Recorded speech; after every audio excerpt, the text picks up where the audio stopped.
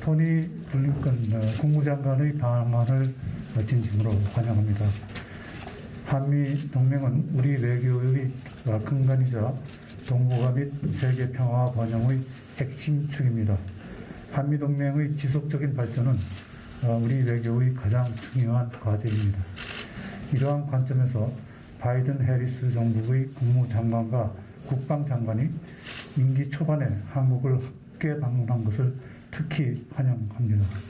이는 미국 신행정부의 동맹 중시 기조를 잘 보여주는 것입니다. 특히 블링컨 장관 방한 전에 오랜 현안이었던 방위비 분담금 협상이 타결된 것은 한미 동맹의 굳건함을 재확인한 것입니다. 문재인 대통령께서도 바이든 해리슨 정부 출범 이후 한미 관계 발전 방향을 긍정적으로 평가하였습니다. 특히 5년 만에 한미 외교 국방장관 회의를 개최하게 했던 것을 높이 평가하였습니다. 지난 2월 한미 정상간 통화에서도 문 대통령은 한국은 미국의 리더십을 신뢰하며 가치를 공유하는 동맹으로서 한반도와 영내 문제는 물론 글로벌 현안에 대해서도 적극 협력할 것이라고 언급한 바 있습니다. 한미 외교 국방장관 회의에 이어 가까운 시일 내에 한미 정상회담이 개최되어 한미 관계 발전의 모멘텀을 이어갈 수 있기를 기대합니다. 오늘 회담을 계기로 한미 관계가 더욱 건전하고 호혜적이며 포괄적으로 발전해 나가기를 희망합니다. 또한 오늘 회담의 결과로 한반도 평화프로세스가 확고히 정착해서 실질적 진전을 향해 나가는 동력이 마련되기를 기대합니다. 감사합니다.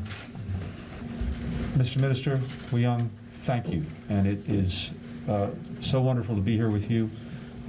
We've had the opportunity to speak on the phone, and I was so looking forward to being here in person and to spending time with you and your team and our team.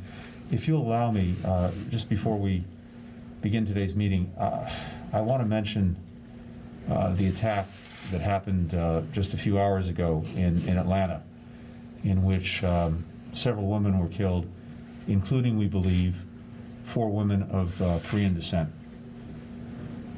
We're horrified by this violence, which has no place in America or anywhere for that matter. And I want to offer our deepest condolences to the families and friends of those who died, and to everyone in the Korean community who is shaken and deeply disturbed by this incident. We are as well, and we will stand up for the right of our fellow Americans and Korean Americans to be safe, to be treated with dignity and respect.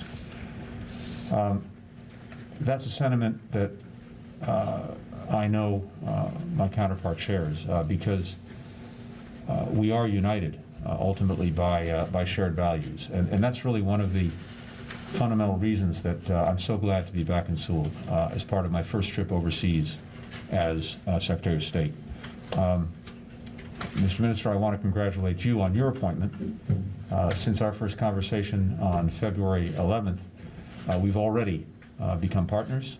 I'm looking forward to working very closely together to continue to strengthen what is an indispensable alliance between our countries.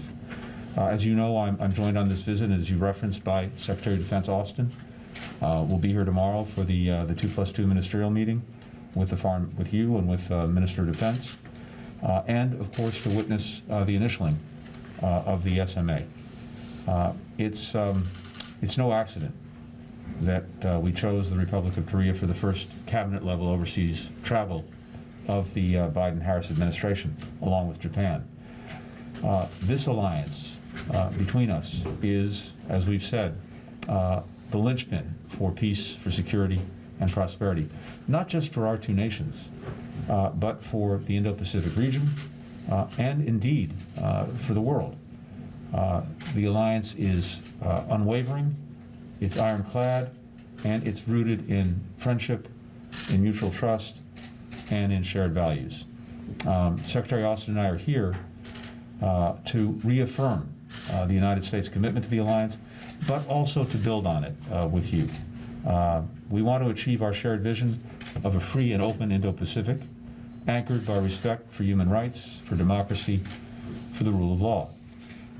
And we'll work together to address what are daunting challenges that we both face, including, of course, a pandemic that has affected literally billions of people and devastated economies, warming temperatures and rising seas, more sophisticated and harmful cyber attacks.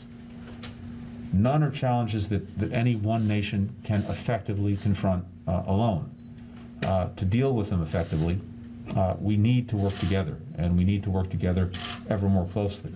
That's why we're committed to deepening our cooperation across the board, whether it's stopping COVID-19 and preventing future pandemics, investing in clean energy transformation, shoring up our cyber capability, readiness, and resilience. Another shared challenge, of course, is North Korea's nuclear weapons and ballistic missile programs, which are a threat to the region and to the world.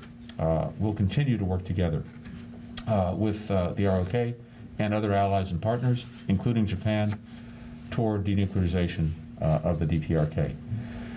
And of course, we're standing together in support of our shared values. We believe in democracy because we've seen how it makes our own country stronger, and because democracies are more likely to be stable, secure, open, committed to human rights, all of which is in the interests of the American people and the Korean people.